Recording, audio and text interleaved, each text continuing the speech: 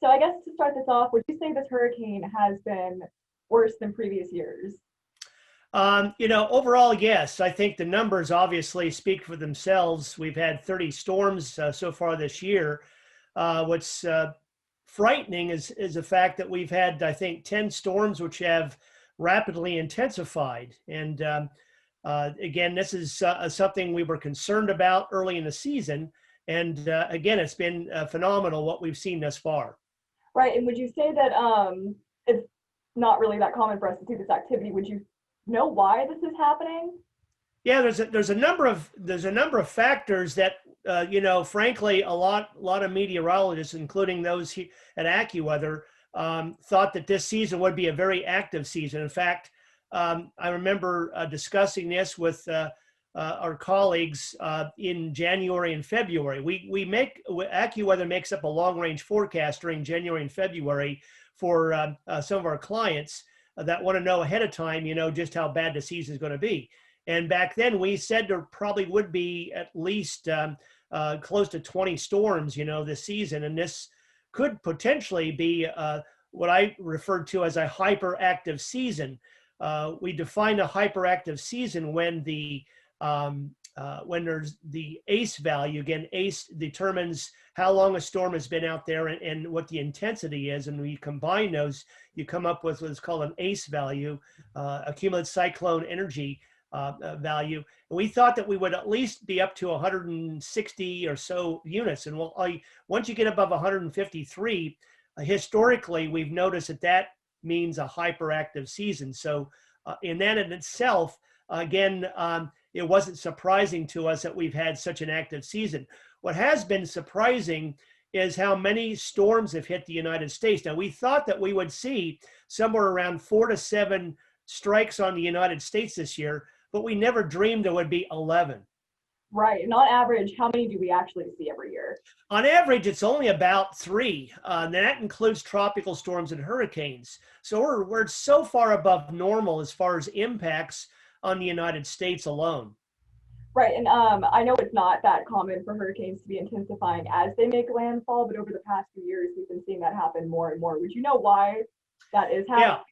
Yeah, there's a number of factors, again, that we've looked at this season and other seasons where this is sort of what we've seen over the last several years. Since 2016, we've had above normal seasons. Now, a lot of that is related and mostly related to the sea surface temperatures. Since 1995, we've seen above normal sea surface temperatures for most seasons since then. And part of that is due to a cycle that we see every 20 to 40 years. It's called the AMO, the Atlantic Multidecadal Oscillation, where the currents that are feeding salt water into the Atlantic are feeding, also allowing the water temperatures to warm up. But we also believe that climate change has a lot to do with this as well, because basically the oceans are a heat sink. When you increase the temperature of the atmosphere across the globe, the oceans are one of the first places that absorb that warm water. And of course, we've seen the results of that. We've seen, again, ice, again, melting in the polar regions. We've seen the coral being destroyed because of the warm water. And of course, the rising water levels in the coastal areas. Even Texas, we've seen tides running. When we see high tides, especially what we call king tides, the water levels have been a few inches higher than normal. And each year, it seems like several places are setting water level records. So another factor which has made this season so active is the fact we've gone from a neutral climate pattern, which we call a neutral ENSO, or between an El Nino and La Nina, to a growing La Nina. What that does, when you have a pattern going into a La Nina, that means that the westerly winds, which move across Texas, across Waco area, they tend to stay further to the west and north over the tropics. So like the Gulf of Mexico and the Caribbean, those westerly winds stay further north. So what does that mean? That means there's less vertical wind shear across the Gulf of Mexico and across the Caribbean. And the combination of low shear and the very warm water, those two factors alone have caused, again, an open season for tropical development. It seems like if there's been a system that's gone into the Western Atlantic or the Caribbean or the Gulf of Mexico, they've had an unbridled pattern which has allowed them to develop. And because we've had regions of very warm, deep warm water in parts of the Gulf of Mexico and the Caribbean, we've had explosive intensification, we call rapid intensification. But I almost say it's almost like explosive development, because going, as almost every storm that we've seen over the last few weeks here, a lot of them have gone from being a wimpy tropical storm to a major hurricane. You don't see that happen very many times during a season, let alone about 10 times so far this season. Right. And would you say that this would carry over into the 2021 hurricane season? Can we expect to see this again next year?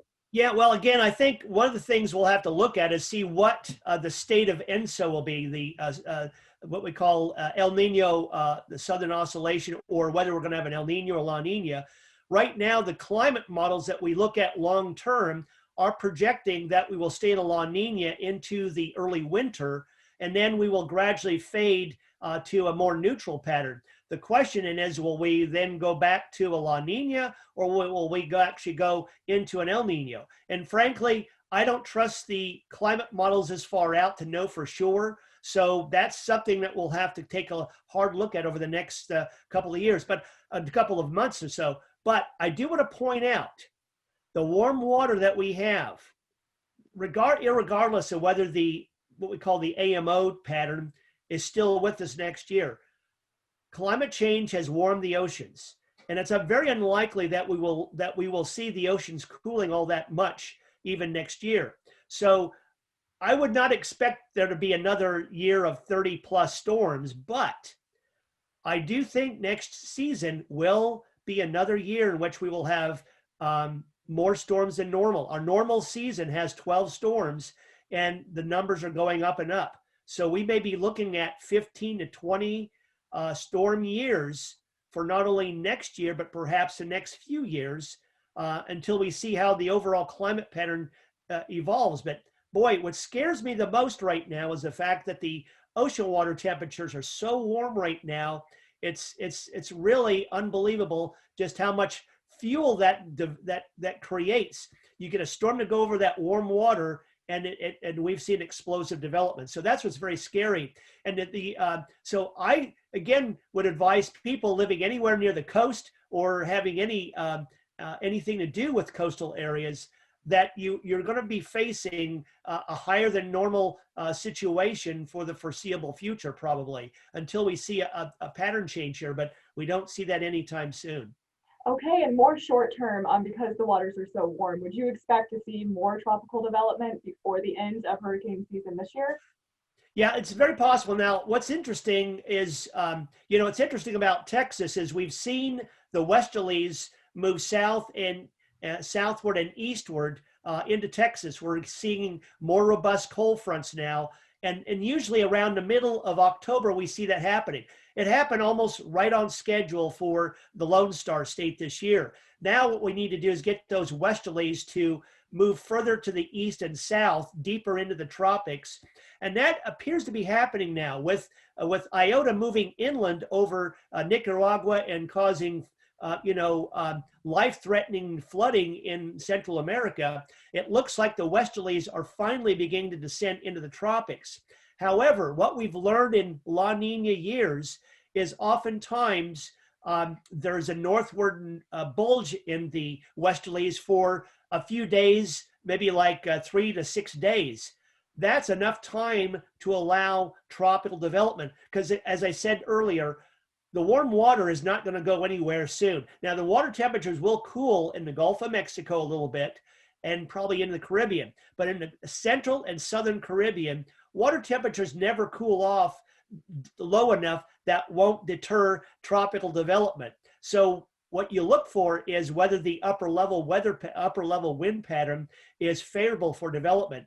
And I'm afraid to say it's there. I mean, even though there will be a shutdown in the pattern a little bit, there's still opportunity out there. So until the westerlies become real robust across the tropics, I'm sorry, but as we saw in 2005, we could see development even into December as well. So I'm not letting my guard down anytime soon.